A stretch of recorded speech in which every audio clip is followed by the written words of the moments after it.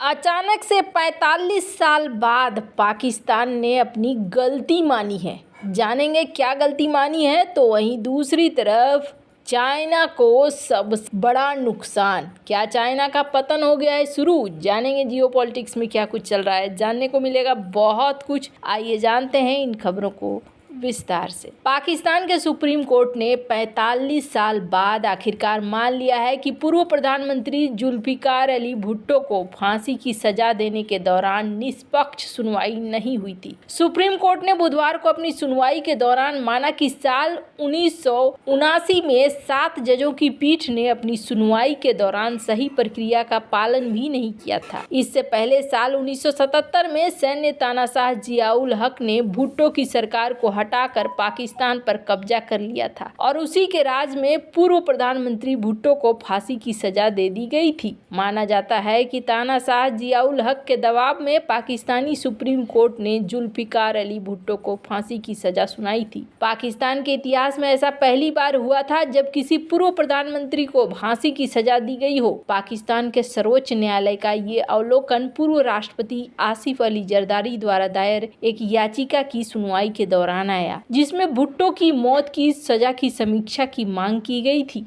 पाकिस्तान के मुख्य न्यायाधीश काजी फैज ईसा की अध्यक्षता वाली सर्वोच्च न्यायालय ने सर्वसम्मति से देखा कि भुट्टो के मामले में निष्पक्ष सुनवाई के लिए शर्तें पूरी नहीं हुई। अदालत ने इस बात पर प्रकाश डाला कि लाहौर उच्च न्यायालय द्वारा मुकदमे की कार्रवाई और सर्वोच्च न्यायालय में बाद में अपील संविधान के अनुच्छेद 4 और 9 में निहित निष्पक्ष सुनवाई और उचित प्रक्रिया के मौलिक अधिकार से कम थी। भुट्टो को जब हटाया गया तब वो अपने देश में सबसे लोकप्रिय नेताओं में से एक थे। उन्हें अपने राजनीतिक विरोधी अहमद रजा कसौरी की हत्या के आरोप में उन्हें जनरल जियाउल हक ने हटा दिया और खुद सत्ता पर कब्जा कर लिया। वो भी तब जब भुट्टो ने ही जनरल जिया को पाकिस्तानी सेना का प्रमुख नियुक्त किया था। भुट्टो को फांसी देने की कानूनी प्रक्रिया पर कई कानूनी विशेषज्ञों ने सवाल उठाए थे। पाकिस्तान की शीर्ष अदालत ने स्वीकार किया कि पाकिस्तान के न्यायिक इतिहास में कुछ मामलों में न्याय के प्रशासन को प्रभावित करने वाले भय या पक्षपात की सार्वजनिक धारणा बनाई गई। सर्वोच्च न्यायालय ने कहा कि संवैधानिक और कानूनी सीमाओं के कारण भुट्टो की मौत की सजा का फैसला अब नहीं बदला जा सकता है। पाकिस्तानी सुप्रीम कोर्ट ने कहा कि इसलिए ये फैसला आगे भी बना रहेगा। वहीं जुल्फिकार अली भुट्टो के पोते और पाकिस्तान पीपुल्स पार्टी के वर्तमान अध्यक्ष बिलावल भुट्टो जरदारी ने इस फैसले का स्वागत किया। उन्होंने आशा व्यक्त की कि सर्वोच्च न्यायालय का फैसला पाकिस्तान को प्रगति करने वाला और प्रणाली को सही रास्ते पर लाने की अनुमति देगा। सर्वोच्च न्यायालय का ये विचार भुट्टो की मौत की सजा पर पुनर्विचार करने के राय को मांगते हुए 2011 में पूर्व राष्ट्रपति जरदारी द्वारा दायर एक राष्ट्रपति संदर्भ का परिणाम है। इस फैसले को बिलावल भुट्टो के परिवार की निजी जीत करार दी जा रही है। खैर, जहां एक तरफ ये सब कुछ हो रहा है तो वहीं दूसरी तरफ चाइना की स्थिति बिगड़ी हुई है। जो रिपोर्ट आई है वो रिपोर्ट एकदम से चाइना के पतन को दिखा रही है। स्क्रीन पर एक आर्टिकल देख रहे हैं, द गार्जियन का ये आर्टिकल है, जिसमें चाइना ने हाल फिलहाल में एक मीटिंग हुई थी। इस मीटिंग में चाइना ने अपना जीडीपी ग्रोथ 5% तक तय रखा। 5% की ग्रोथ रेट मानी जा रही है कि बहुत ही ज़्यादा चैलेंजिंग है। क्यों चैलेंजिंग है? एक तो रीजनल टेंशन है अमेरिका से लेकर कई देशों के बीच में। वहीं दूसरी चीज़ ये है, इनकी पॉपुलेशन ने बहुत ही बड़ा झटका दिया है। चीनी प्रधानमंत्री ली कीयांग ने नेशनल पीपुल्स कांग्रेस में अपनी पहली रिपोर्ट में 7.2 सैन्य बजट रखा, 5% की आर्थिक विकास का लक्ष्य रखा।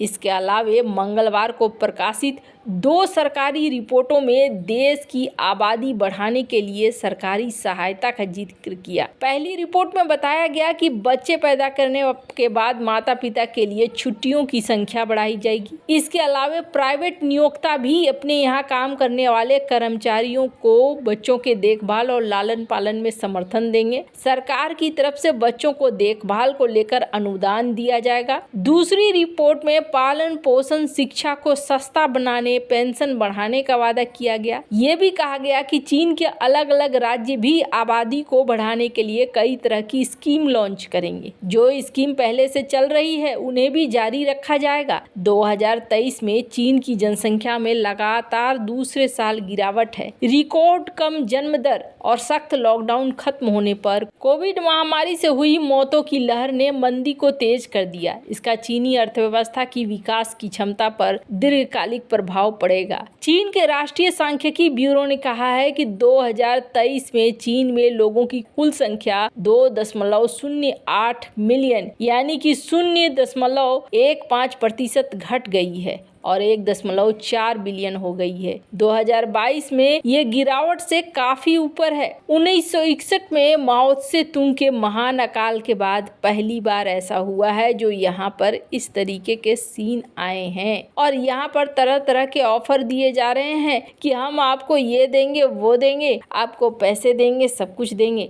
लेकिन क्या ये सारी चीजें सफल हो पाएंगी? आपको बता दें, राइटर के इस खबर को देख सकते हैं और इस खबर में आंकड़े जारी किए गए हैं। ये आंकड़े कहा जा रहा है कि खुद चाइना के सांख्यिकी विभाग से जारी किए गए हैं और इस आंकड़े में डराने वाले जो नंबर्स हैं वो देखने को मिल रहे हैं। पहली चीज ये देखने को मिल रही है कि चाइना के पॉपुलेशन में 0.15% की गिरावट आई है। बर्थ रेट और भी निचले स्तर पर चला गया है 1974 के बाद और टोटल जो बर्थ रेट है वो 5.7% तक गिरा है। तो वहीं दूसरी तरफ पहले ये 9.02 था, वहीं डेथ रेट बढ़ा है और 6.6% से ये बढ़कर 11.1 हो गया है। माओ जेडोंग के समय एक बार जब बहुत अकाल पड़ा था तब इस तरीके की मौतें हुई थी और जो मौतें इस बार देखने को मिल रही है और ये आंकड़े ये बता रहे हैं कि आने वाला समय चाइना के लिए बड़ा ही कष्टपूर्ण रहने वाला है। स्क्रीन पर एक मैप देख सकते हैं आप। इस मैप से, इस ग्राफ से ज़्यादा कुछ चीज़ें समझ में आएंगी जिसमें ये दिख रहा है कि किस तरीके से चाइना का बर्थ रेट लगातार 1975 के बाद ये गिरता ही जा रहा है। खास तौर पर 1990 के बाद ये गिरावट ज़्यादा देखने को मिली जब चाइना ने वन चाइना पॉलिसी लाया हुआ था। 1970 में इनका पिरामिड कुछ इस तरीके का होता था, यानी नीचे से आने वाली जनसंख्या भी काफी अच्छी खासी थी। 2022 में इनके पिरामिड का स्ट्रक्चर कुछ ऐसा हो गया, यानी जन्म दर हो गया कम और कहा जा रहा है कि 2070 जो होगा वो चाइना के लिए कुछ इस तरीके के ग्राफ लेकर आएगा। इसका मतलब है कि चाइना के लिए पॉपुलेशन बहुत